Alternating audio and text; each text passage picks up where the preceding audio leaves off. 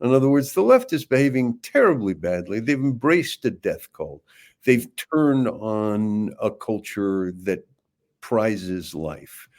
And in that sense, they betrayed everything that their values are about, many of which come from us, unacknowledged in most cases, but nonetheless. And it seems to me that I said earlier that Palestinian hate is not in our hands. I think to some extent it's in the hands of Western public opinion. In other words, as long as Western public opinion says to the Palestinians, "Oh, you poor dears, have the Israelis been mean to you again?" They have no reason to change. But if the Western liberals were to understand that the jihadis who are killing us have them in their, and we have ample proof of this, have them in their targets as well, it would be clear to them that the best solution to the Arab-Israeli conflict is saying to the Arabs, you need to learn to live with the Jews, because to be honest, if you can't live with the Jews, I'm pretty sure you can't live with us. This is the Common Denominator, and I'm Ilana Rachel Daniel.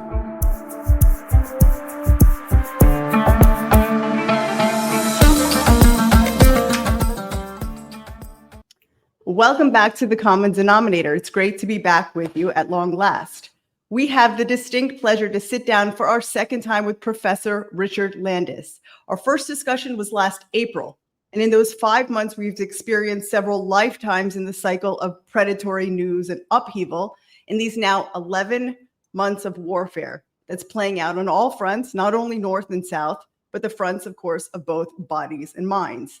In that interview, we began to dive into the phenomenon that is Pollywood, dubbed by Professor Landis, and the lethal journalism and academia that aids and abets it. I highly encourage you to listen in.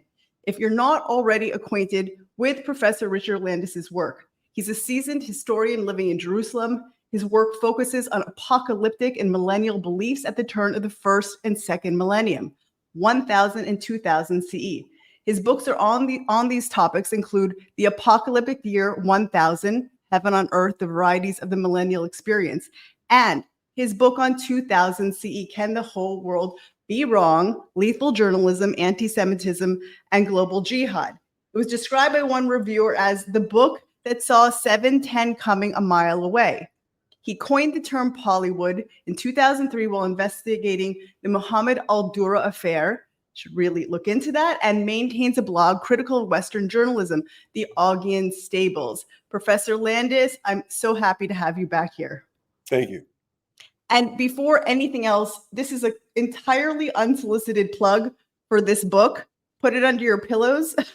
Can the Whole World Be Wrong? It's so on point. It reads more like a manual to navigate this brave new world. It's so accurate in this surreal and altogether completely unpleasant environment that we're saturated in.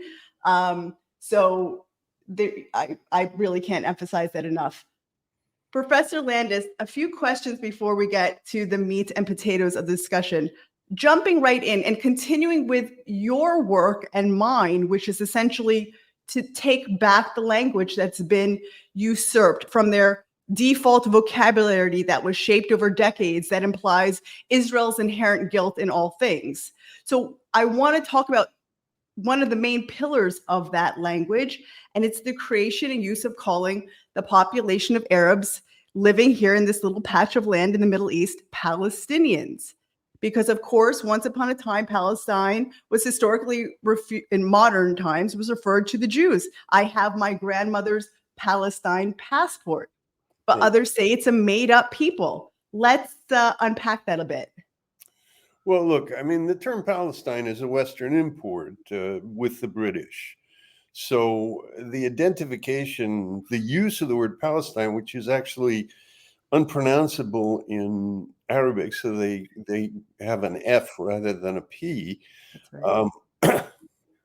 The adoption is a ploy, and it was advised to them by the Soviets in the 50s and 60s to present to the West a national liberation movement rather than an Islamic imperialist movement in secular garb, which is essentially what the Palestinian identity is.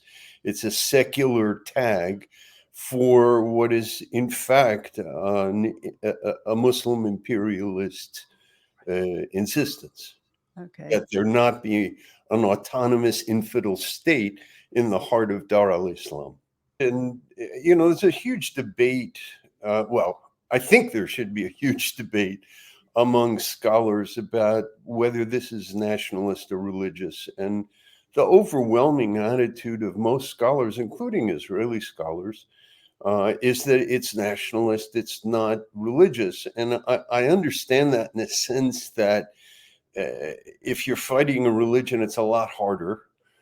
So you'd rather imagine your enemy has nationalist aspirations, and therefore you might compromise and give them some land in exchange for peace, which was the Oslo Kunst. But the fact is that the irredentist position, which is, as Hamas puts it, not a grain of sand between the river and the sea, can go to the Jews, is essentially the same position the Palestinians have taken. And nobody really questions them on this. So you end up with a situation in which they get to say, from the river to the sea, Palestine will be free. And Western liberals hear that as, oh, finally the Palestinians will have dignity and human rights, etc., without really thinking about what that means for Jews under Palestinian control.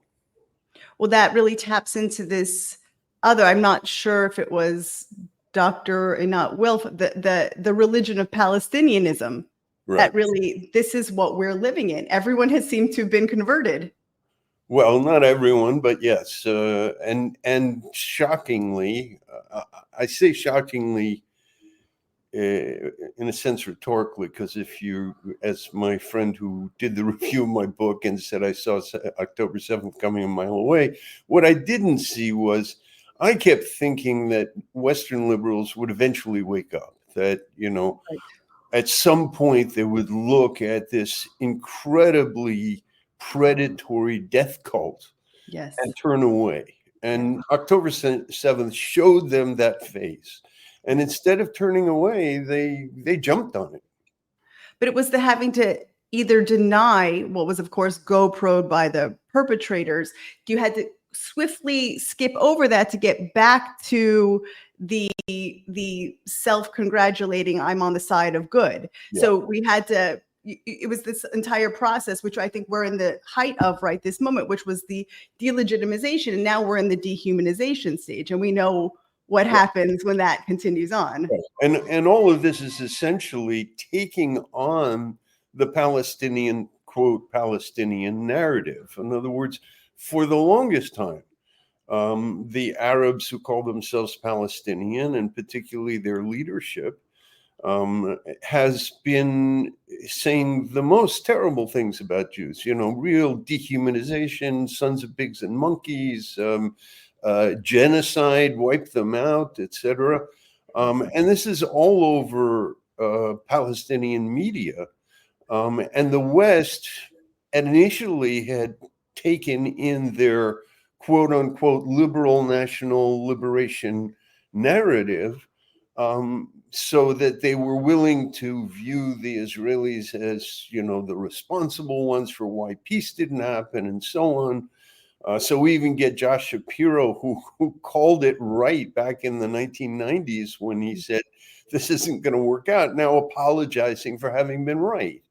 So on the one hand, you've got that sort of liberal discourse, but now they're actually importing the demonization. That's right. It is literally a conquering of minds, which I know that we discussed it last. The thing is, I also want to say something about Palestinianism. You see in it that it's so hard to fight because, of course, facts have no relevance here whatsoever. But it's literally to each individual. It's this far off fantasy where the sun always shines and the fruits are, like you pick them off, right, in the frolicking hills. And everyone has their, and there's no injustice, and everyone's brown and, sun-kissed, and like, you know what I mean? Like nothing ever bad ever happens. And you can't fight it. Before the West, nothing ever bad happened before the West. Exactly. Everyone was, eating whole grains, and we were, it was fine, fit as a fiddle. And this leads me, and this is something I recognize we touched on last time, but it nags at me, because you have Qatar and Iran and Russia pouring multiple millions into this other war, which is no less cognitive. But we do nothing. Right. Why are you and I forced to take up the bama, to take the microphone and plead a case that is as simple as and easily repeated? This is the startup nation. We can't operate in this war in cyberspace. Where is the government? So, I mean, there are a lot of things to be said about that. The Israeli government is in the kinetic war. As far as they're concerned, the cognitive war is a side issue. And if they win the kinetic war, that's fine. So what, they lose the cognitive war. So in the case of Muhammad Adura, whom you mentioned earlier in terms of my discovering Pallywood, the attitude of the Israeli government was, look, forget it. Don't even go there. And so, the people who fought it, like Philippe Carcenti and me, ended up being shafted, ignored, left to dangle. And the object of, the Haaretz School of Journalism, which insisted that any attempt to question this footage was some kind of conspiracy theory. So on the one hand, you have that problem. On the other hand, you have a problem which you can see at the end of the Amida prayer, where we ask God, to let us be silent before those who badmouth us. We're good lawyers because we can take other people's side. We're not so good at taking our own side. I think there's something to that. It also at some point becomes so overwhelming, because again, you have to go all the way back to the letters, to the characters that we're even using. You have to go so far back to make any argument that it's overwhelming. It's easier to fight big pharma. It's just like it seems it's how, and what's incredible, and I see it in just perusing your book. And even if you go back, there was in early days someone sending me articles of Chris Hedges and Max Blumenthal, and I was tasked with refuting these entire, and you realize that these are the exact same arguments for 70 plus years. They haven't changed. Well, not 70 plus years. I really think they were out there before, but they went mainstream in 2000. Right. And Chris Hedges is 2003 when he says, "Oh, I saw Israeli soldiers, having fun shooting Palestinian kids," right? Which doesn't happen. But here's an award-winning left-wing revolutionary journalist who says this stuff, and anybody who wants to believe it will believe it. That's right.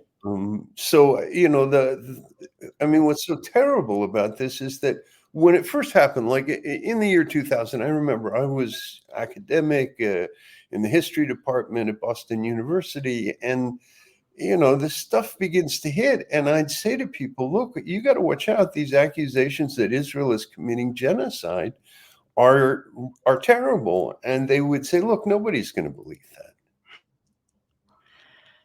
And then a new generation, right? There's a new pharaoh in town. It's incredible. It's terrifying. It's terrifying, not because people don't like the Jews or they don't think like me. What's the most terrifying place that we are at is that if we do not have a shared reality between us, then the worst atrocities can be can be done in the name of Right. And then either denied or whitewashed or Or, the worst is, okay, so what? The Israelis deserved it. Right. I mean, that's where we're at. Our very existence Yeah, no, and I think, already after the Adula affair made the Israelis child killers and caused the Intifada. Um, I remember talking with a journalist who was working at CNN at the time, and he said, we'd go to these scenes of the victims of these suicide terror attacks, and there was absolutely no empathy on the part of my CNN colleagues and the other journalists. And I said, well, why do you think that is? He says, I think they thought we deserved it. Wow. That's clearly. It's very hard. It's actually been that change in my thinking, which I think maybe is a very, at least definitely American, if not Western, which is that is the individual. Open heart meets open heart. The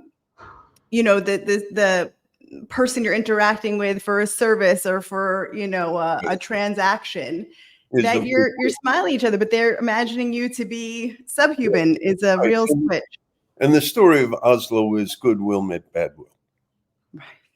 And that's the problem for the liberal constructivist take on reality, which is, yes, you can create a different reality of positive sum relations and non-coercion, but it has to be reciprocal.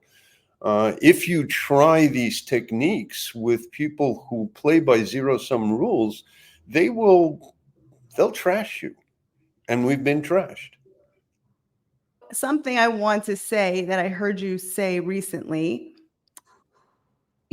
people comment that the ideology of Nazism, that, okay, sure, there's people who adhere to it, but it's no longer accepted, meaning we succeeded in, but I actually challenge that today, because and I really want you to expand on this, because it's not, of course, there is an open, not only an open ideology within the Palestinian and Muslim world that is 100% parallel to Nazism, but more than that, the Grand Mufti Arafat is the Mufti's number one student, and the Mufti, who is not given his due, is very potentially part of the solution being destroying us and not expelling us. He helped to write the book on Nazism, and that's fully accepted. So, I mean, I think what happened was that Nazism was defeated as a right-wing ideology, and people are very protective of the boundary from the right and preventing that kind of anti-Semitism from entering the public sphere. But what the Palestinians were able to pull off was to bring it in from the left. I mean, they claim to be from the left. There's no more regressive right-wing ideology than Islamic imperialism, and particularly the Palestinian version of it. But what they managed to do was to articulate all this stuff slightly whitewashed. They don't openly say in Western progressive circles, we want to exterminate the Jews, but they certainly say it amongst themselves, and the lethal narratives that they tell about Jews are intended to, if you will, nurture other people's hatred of the Jews. And we've accepted that discourse. Our journalists have accepted it. Our academics have accepted it. It's become widely accepted that you can be pro-Palestinian, and if somebody says, but they have a Nazi ideology or they're direct inheritors of the Nazis, which is true in both cases, they'll say you must be some kind of racist. I'm not listening to you. So yeah, no, I mean, it's really quite fascinating the way, and this is true of millennial beliefs, particularly paranoid millennial beliefs, which is that they can pass. They mutate to adjust to the atmosphere. And if the left wing is open to a just barely disguised Nazi exterminationist anti-Semitism, then go there. Don't beat your head against the right wing door. Go to the left wing. Right. we'll just call it cultural. It's a cultural anomaly, and what can you do? Which leads me to the one other question I had. I saw you posted as well. There was a couple examples of this, but there was one man who said, before the Jews come get us, Hamas is going to destroy us, and he was found murdered the next day. Right, I think beat up. What's that? I think it was beat up. I mean, I saw a picture of one guy who was beat up. Okay, so this one guy beat up, clearly He deterred from speaking his mind. Yes. Emphatically, right? And so I want to ask you, nearly 2 billion Muslims, Right. and we've got, Bodedim, a few Right. singular people speaking against this. There's no question that the intimidation and the fear of violence and repercussion is a real. We see it. We saw it, but there's got to be more of an expression that there is such a ubiquitous acceptance among multiple millions, 2 billion, of this Nazi ideology. Right. So, I mean, on one point, you can say people are intimidated, which means they won't speak out. But the enthusiasm that they show for the narrative that's being crammed down their throats, and which is greatly to their disadvantage. I mean, lethal journalism in which you tell Palestinian propaganda about Israel may be bad for Israel, but it's also own goal war propaganda in which you're literally circulating the propaganda of your enemies as news, which is what the journalists have been doing now for 25 years, since 2000, in a pack, and now even more. I mean, I follow CNN, and I'm about to do some stuff on CNN. It's staggering. It's staggering how much the time they spend communicating Palestinian suffering. I mean, Ukrainian suffering, not there. Right. It's just, they're Sudan, not interested.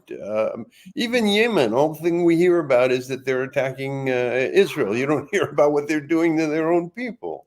So it's really quite astonishing that the media is locked into this pattern, which ultimately, I argue, sacrifices the Palestinian people, because, I mean, it's a luxury belief. The people that you say you're supporting, you're actually undermining terribly. Hamas would not carry out this elaborate and very expensive form of human sacrifice in which they attack Israel, and when Israel responds, they hide under and amongst their own civilians so that civilians get killed. This kind of strategy of maximizing your own people's suffering and your own people's death count, this strategy wouldn't work if the Western media weren't playing along and giving Hamas this huge propaganda victory by circulating these pictures and thereby feeding this discourse that Israel is committing genocide. And so it's a crucial point. Everyone, this is, at the heart, of course, of your work, the mistrust with the media and the extremely valid reasons for it, but that they are more than accomplice in every single death, because they actually they just are. It's such a crucial point. It's it just is, it's you.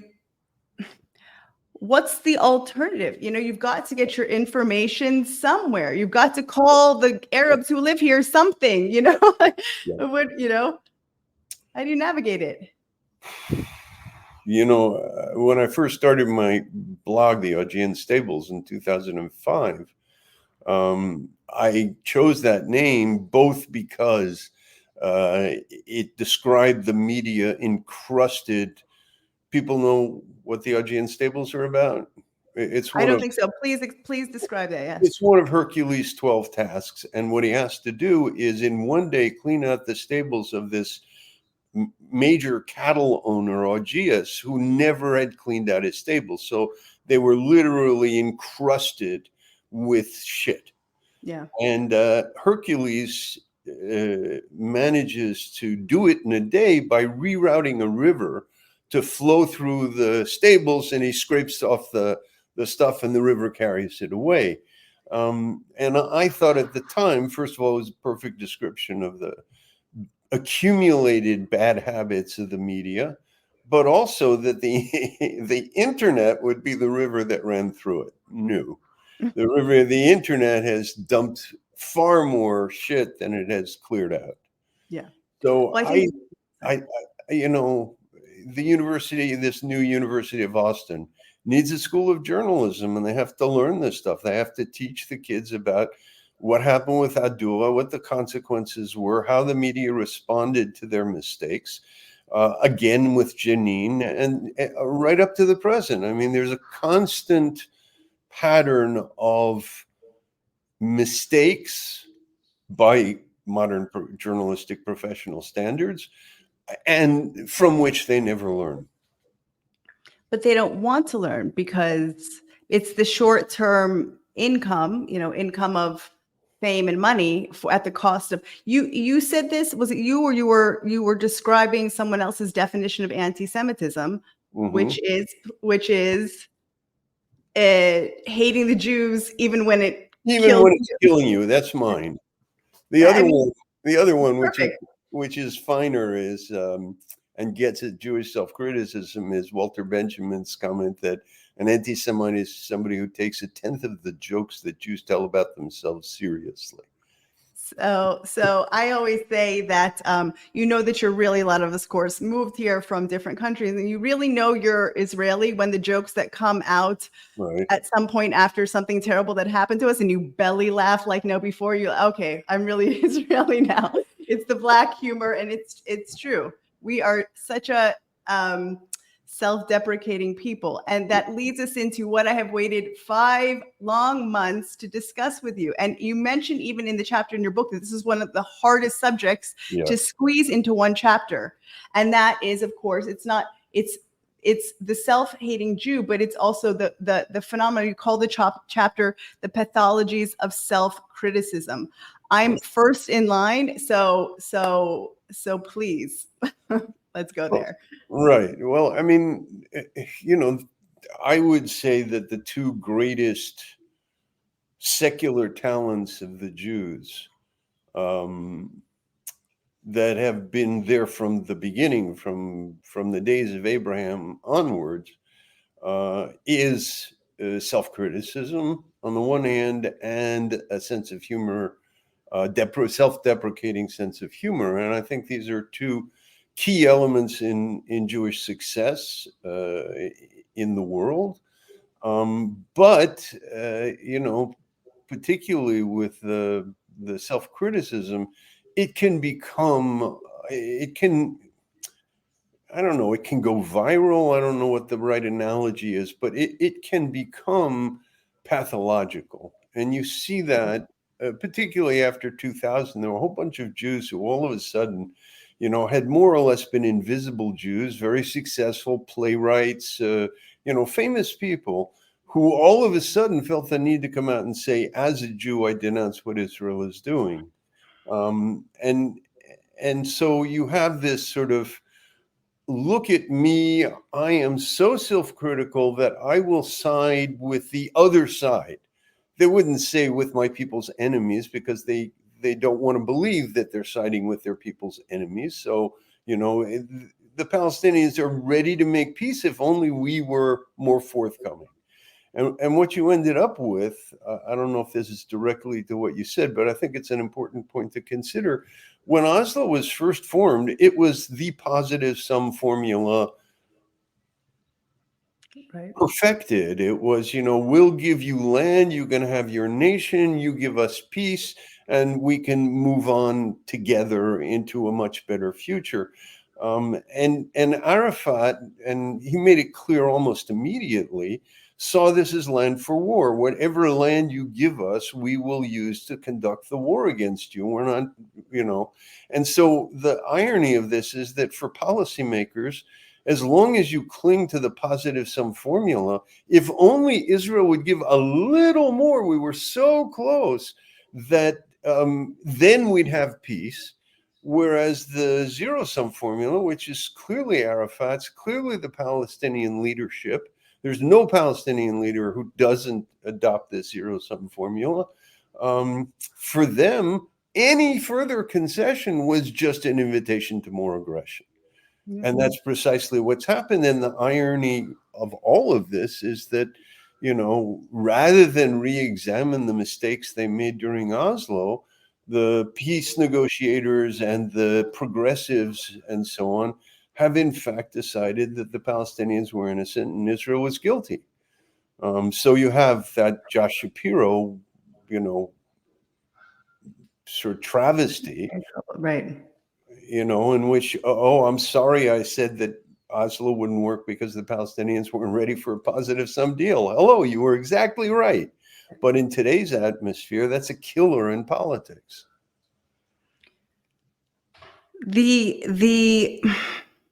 I want to discuss more both as a Jew, not as a Jew, but as an actual Jew, the phenomenon, how you see it as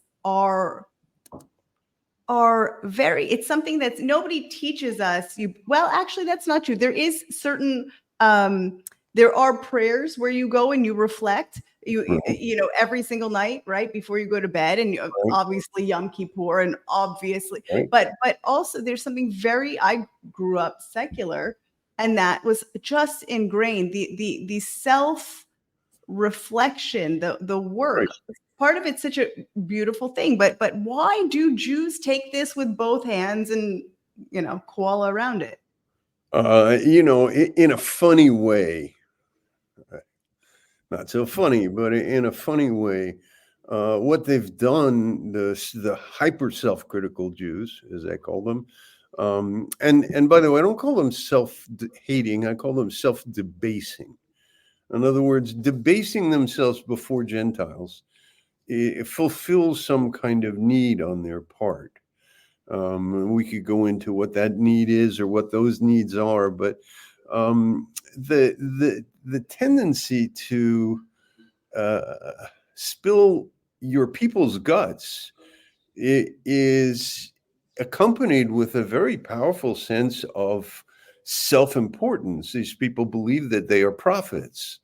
And they say that they are the prophetic voice, so they don't hate themselves. Of course, no prophet ever went to the court in Babylon or Assyria or Egypt and denounced the Jews, and that's what they're doing. The prophets were speaking to their own people. These people are not speaking to us; they're speaking to people who hate us, and it's just staggering. But what's is it, I saw you right. I thought that was incredibly accurate. The sort of, if you all would just behave, hush. If you Jews would quit bickering and quit A, B, C, D, F, G, then they wouldn't hate us so much. But I think there's also a lot of people, they perhaps some of these as a Jews need to be loved. They need to be accepted. Yeah. Oh yeah, no, there's no question that. I remember Michael Lerner complaining to me that he's all alone because of the things he said, and I said, look, you're all alone in the Jewish community, but the Gentiles love you. So yes, there's a huge need for affirmation. My guess is that somebody like Peter Beinart is a good example of that. I mean, he's a rock star because he betrays his people and tells people that Hamas is a reasonable organization with which we could deal if we only weren't so stiff-necked and so on. So there's that part of it, but I think there's another part to the self-deprecation and so on. It's what I call masochistic omnipotence syndrome. In other words, it's all our fault, and if only we were better, we could fix everything. And this has both a normal time component, which is I want to believe that I'm master of my fate, that the zebiyadenu, it's in our hands. when it's not. Palestinian hate is not in our hands. Right. Um, Right. So on the one hand, there's that, and on the other hand, there's a kind of messianic omnipotence involved, which is, if it's all my fault, then I can literally bring about the messianic era by making my people perfect.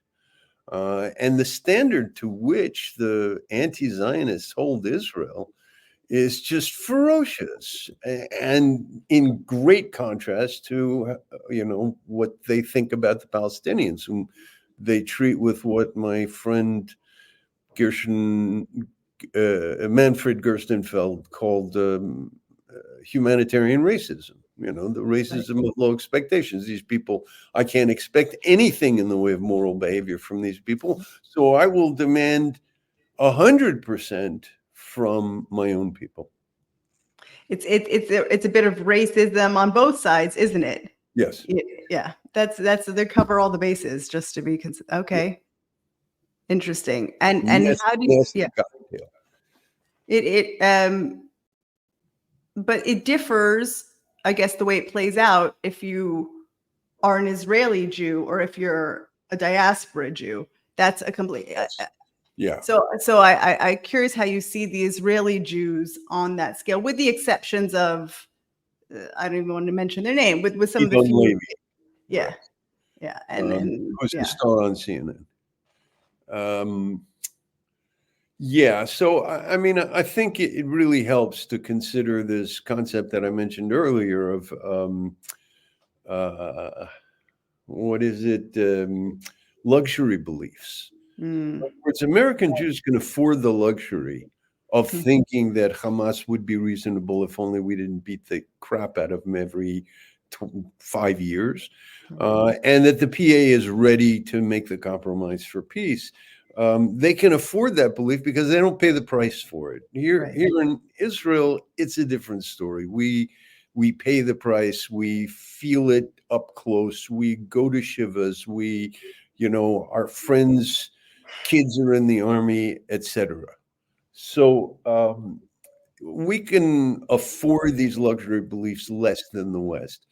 But what's really sad is that, in order to maintain their luxury beliefs in the face of the kind of feedback that Israeli realists are giving them, the American Jews, the liberal Jews, actually prefer to demonize Israel than to acknowledge anything wrong with the Palestinian side. And there again, you're dealing with racism. The most accurate way I have heard so far of describing it was, again, Einat Wilf's pound of flesh. She turned that on the head, which is the pound of flesh, which is actually the Jew of whom that pound of flesh is demanded. Right. Let me give you more of my Judaism, and there is no end to it. It is until you are no longer a recognizable Jew in any way, shape, or form. Right. But you can't give enough. Right. Yes, you can. Right. So in that sense, it's the myth of Sisyphus. It's trying to swallow the sea. It's a bottomless pit because you're not dealing with people who are willing to accept what you offer. There's no hakarat hatov. There's no acknowledgement that you have sacrificed something. It's now we want more. Right. And for the Palestinians, this is a great game. They enjoy it, they celebrate it. For the West, particularly for Western Jews, this is a sort of self-inflicted tragedy. Yeah. So so we saw recently, maybe I'll insert it in here. Just yesterday it was going around the webs, the interwebs rather, the latest As a Jew, Sarah Friedland, who I have absolutely no idea who she is, right, accepting her award on behalf of the Palestinians. We'll put that in here. Okay. And then maybe you want to comment on that. Jewish American artist working in a time-based medium, I must note, I'm accepting this award on the 336th day of Israel's genocide in Gaza and 76th year of occupation.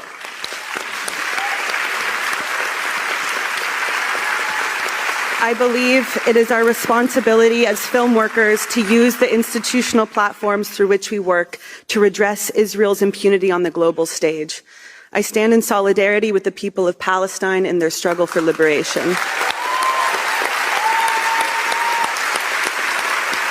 Right. So, I mean, what's striking about this speech is that it's not even, there's no evidence that she's done any independent thinking whatsoever. She's just repeating slogans. And in particular, I mean, the most striking of them all, which indicates the complete lack of reflection, is her saying, I think, 337 days of Israeli genocide, which means that she's dating it from October 7th, which was the most horrific demonstration of Palestinian genocidal intentions that you could possibly ask for.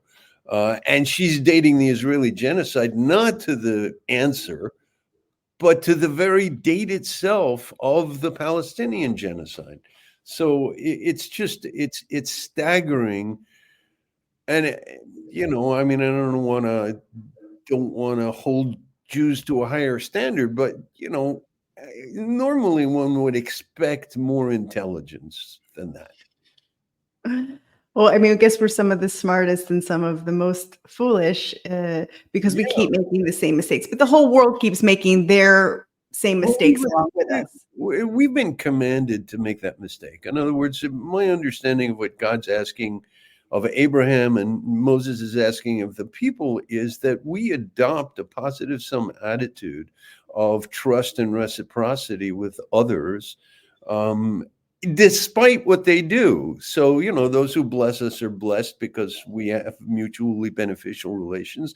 And those who curse us end up cursing themselves. They too are losers. But in the real world, the norm is, as the zero-sum proverb goes, no good turn goes unpunished.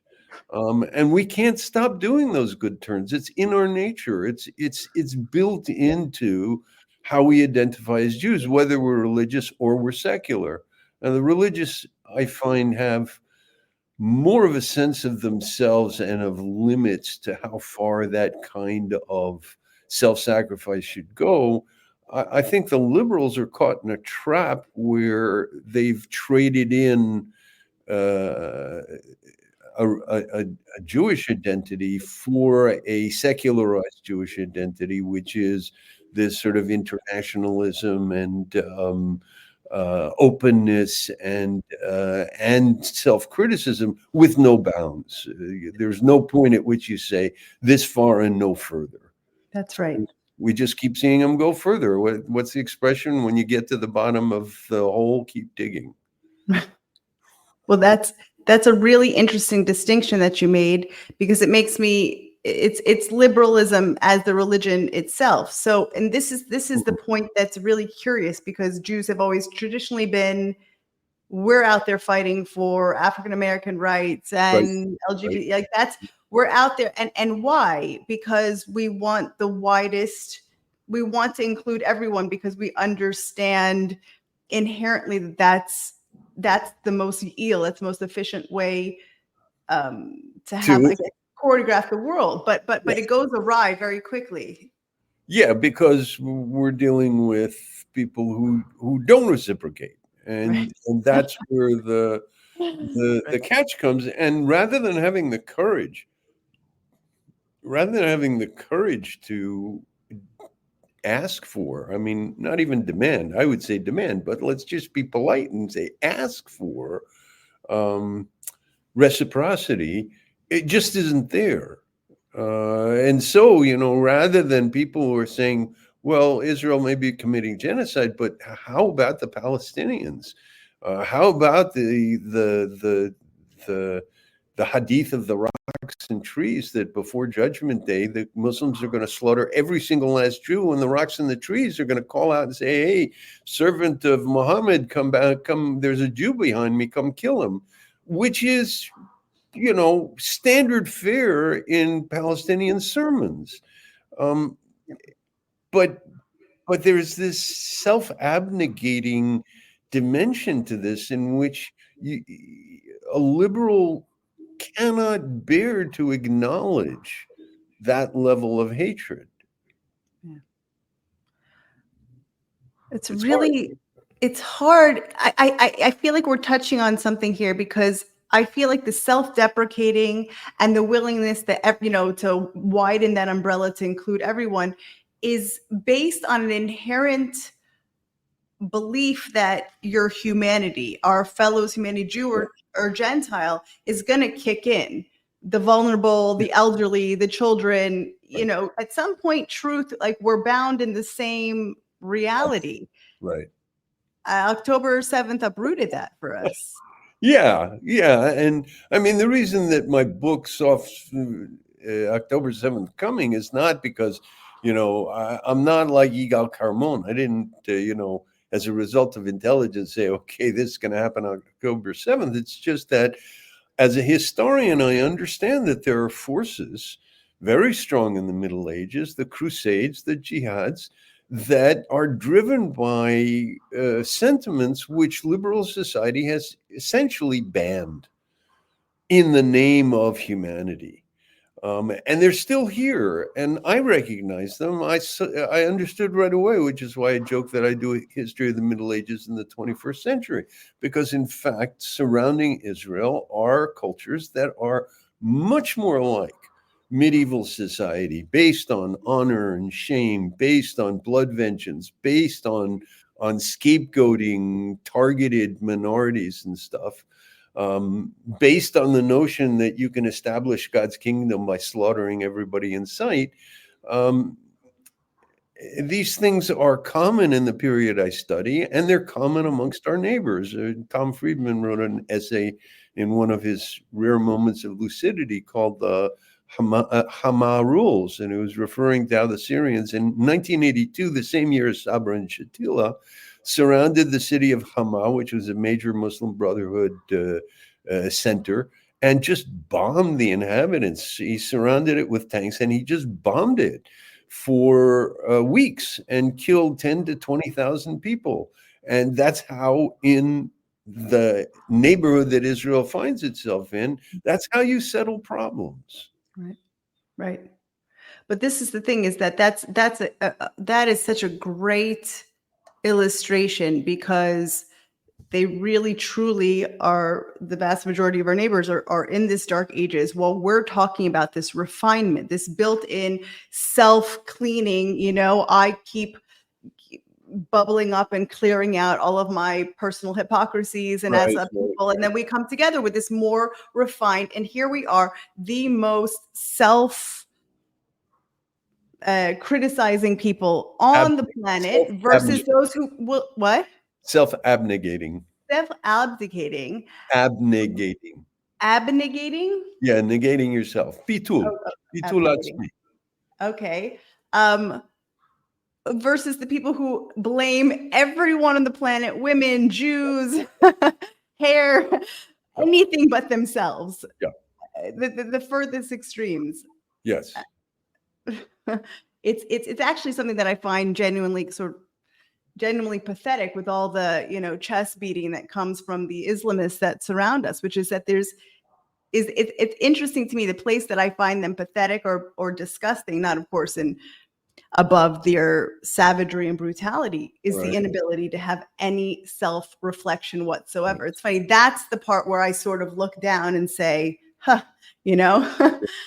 So, I mean, I think one of the things to understand here is the dynamics of shame honor culture, in which the opinion of your neighbors is vastly more important than your opinion of yourself. So that if you have an independent thought, you're in trouble trying to express it. If you can't find a way of expressing it in the coin of the realm, in terms of honor and shame, or at least bypassing the concerns of honor and shame, you don't stand a chance. And if you directly challenge it, if somebody were to say, for example, an Arab like Bassem Eid, were to say, look, we're doing this to ourselves.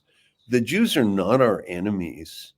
Bassem Eid remembers that when he was 7 years old and Israel took Jerusalem, his mother sent him out to get milk and bread from the Israeli soldiers. And he said, but won't they kill me? And she said, do what I say. And he found out the Israeli soldiers were really nice. They weren't what he had been told.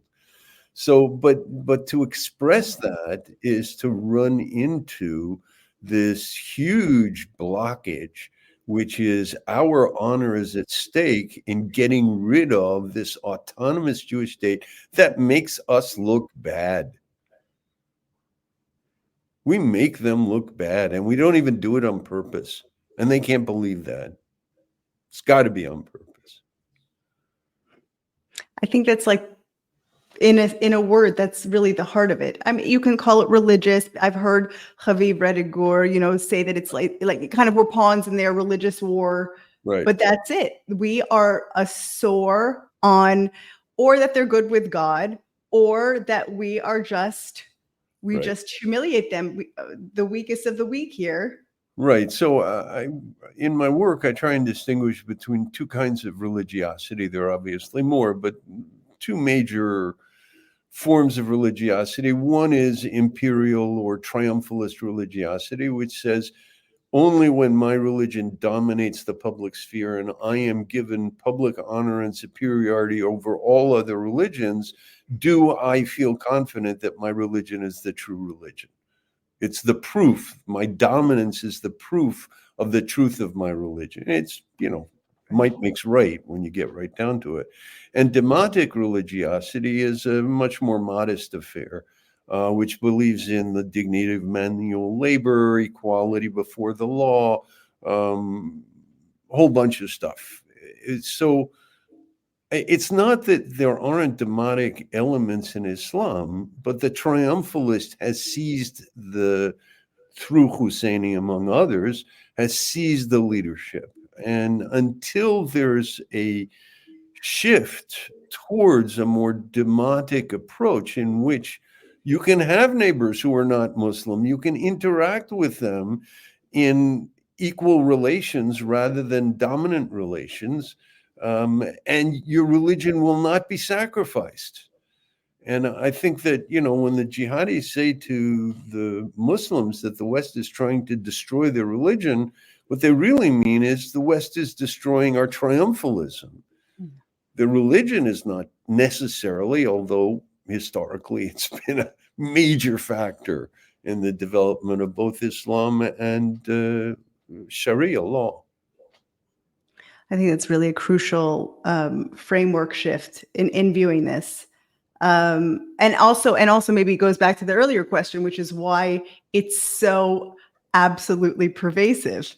You don't have demonstrations anywhere. I mean, one of the things I like to joke about is that there are more opinions, diverse opinions among 12 million Jews about the Arab-Israeli conflict than there are amongst 2 billion Muslims. That's right. It's so true. It's not a culture that encourages dispute.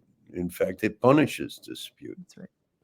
But it completely illustrates what you've just described, which is we are fast going, how do we make this better? How do we make it better? And they're saying, well, we've only got the one option. What can I do? What can I do? Yeah. Die. Yeah, pretty much. Yeah. Not even just go away, because go back to where you came from. They say in Europe and here, there's no place at all for us. In לנו ארץ אחרת.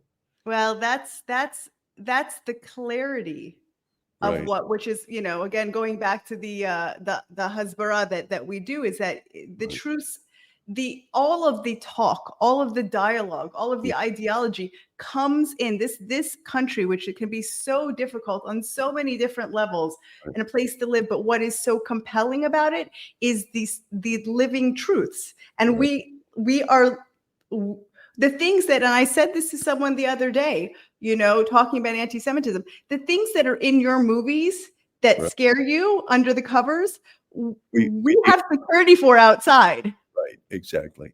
And that monster in your closet is not a teddy bear if you squeeze it. Yeah.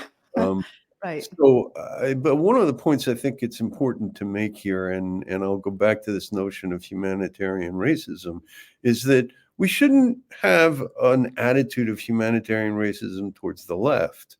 In other words, the left is behaving terribly badly. They've embraced a death cult. They've turned on a culture that prizes life. And in that sense, they betrayed everything that their values are about, many of which come from us, unacknowledged in most cases, but nonetheless. And it seems to me that I said earlier that Palestinian hate is not in our hands.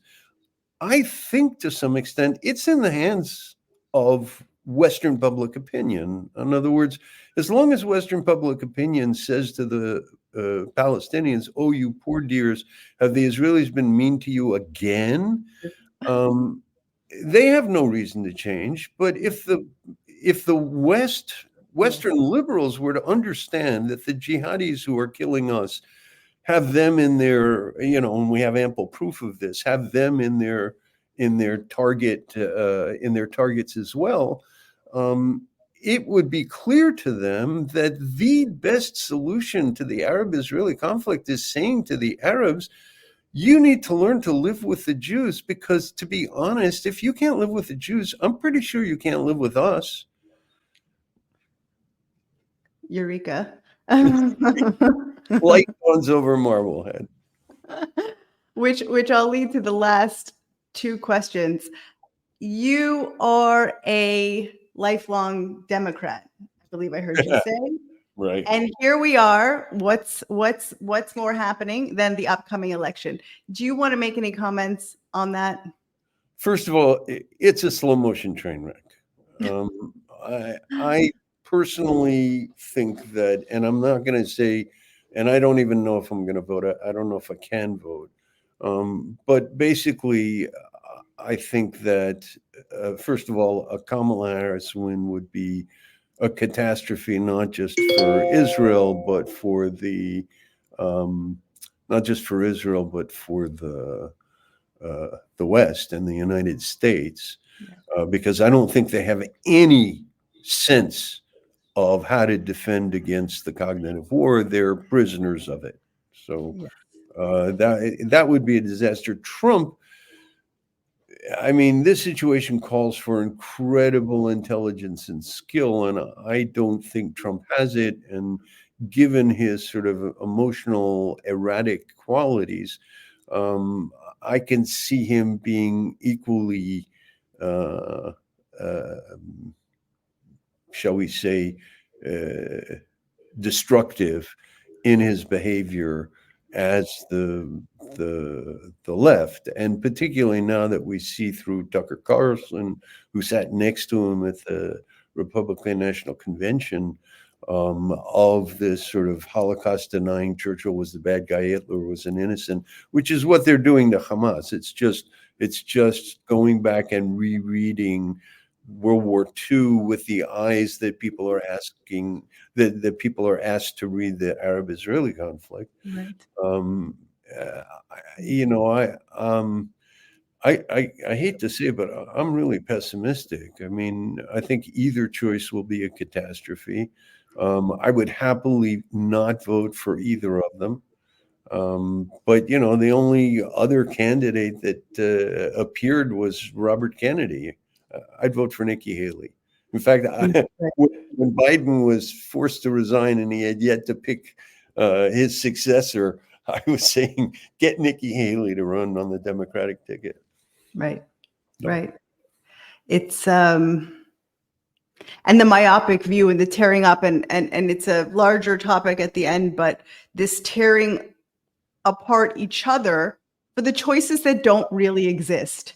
Yes. Or tearing apart, pick left, pick right, pick this ceasefire deal, pick that one, when there is no partner, and that is the point. Right. And it's And all an expression of this desire that it be in our hands. If we can get the Israelis to do this, then things will get better. Um, and there's no self-criticism about the unwillingness to confront the Arabs. on this eve of 9/11, Yes. Oh, yeah. do you have the eve of 9/11 and 11 months of really gutting, devastating war, do you have any comments? Yeah, I mean, I would say that after 9/11, Osama bin Laden bragged that they were now the strong horse.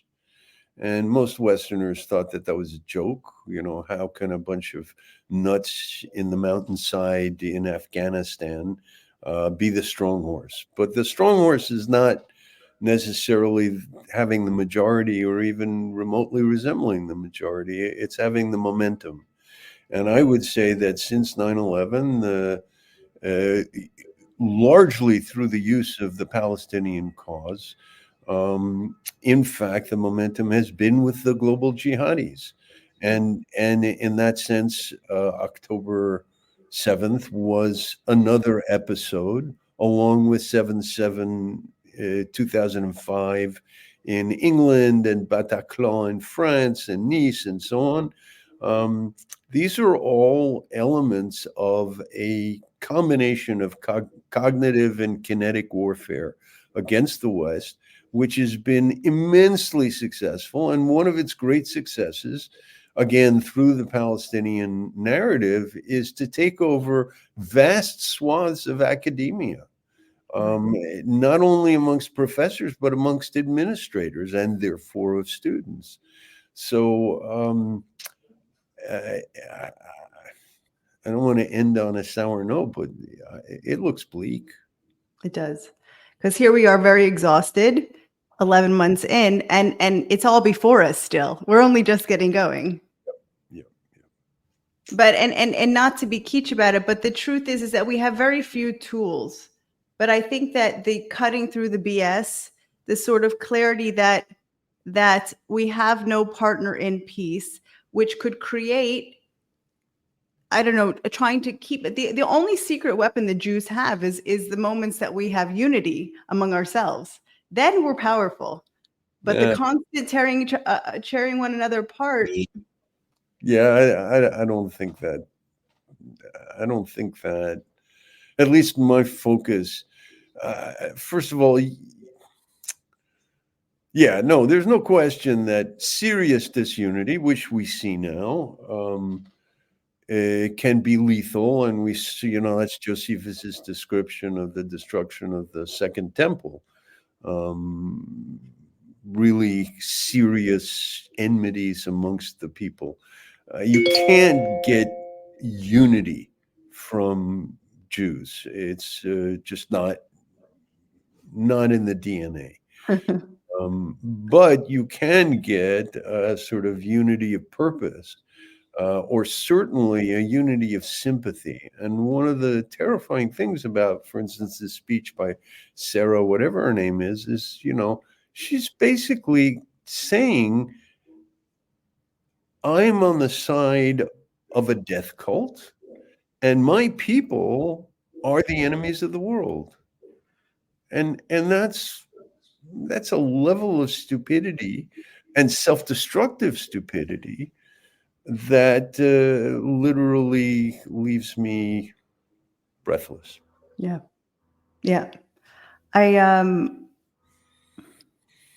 Well, I think that we've been in a lead up where we're sort of forced to, talking for 100,000 years about shades of gray. Right. I think that the choices are pretty stark and clear, pretty black and white, sort of who you stand with. And I've said it, perhaps I even said it last time, I've certainly said it before, that the very thing that's terrifying is the place where I have hope, which is literally because this includes all of humanity, because we've all got a cell phone or two, right?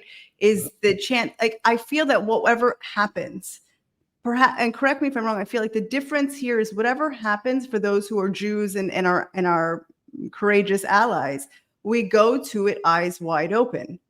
Like, we understand very clearly what this process. We've seen it before. Every, sniff it out dog whistle that could possibly happen. So Right. that's something that gives me hope, because I say, well, maybe there's a wild card in there.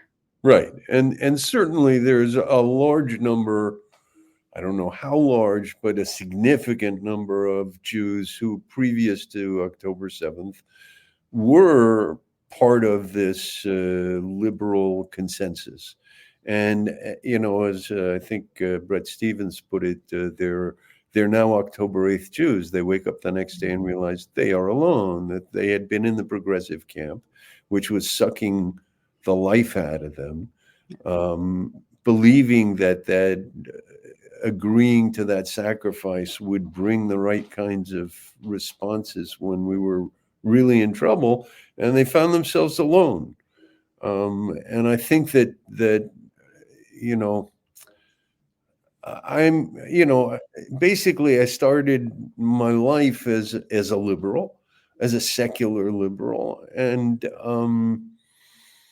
I really do have a lot of faith in that liberal promise, but it's been betrayed. I mean, the left has literally betrayed the liberal promise. The term liberal, in 2003, Ian Buruma wrote in the New York Times that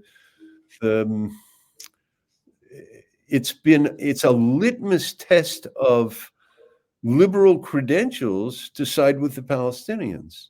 And this is at the height of a suicide murder campaign against Israeli civilians in malls and pizza shops and restaurants and discotheques. That, under those circumstances, the liberals make it a test of belonging to of having liberal credentials to side with these people. It's insane. So liberal since 2000 has just completely, it's maybe one of the first words to be utterly corrupted, along with subsequently apartheid, racism, genocide, etc. Yeah. Well, I keep using the tools that we have, and keep fighting. Keep fighting the fight, because that is the lesson. Is the Ein li eretz acheret, I have no place to go, means I only have a choice to fight. I'm tired. I need a drink, but that's it.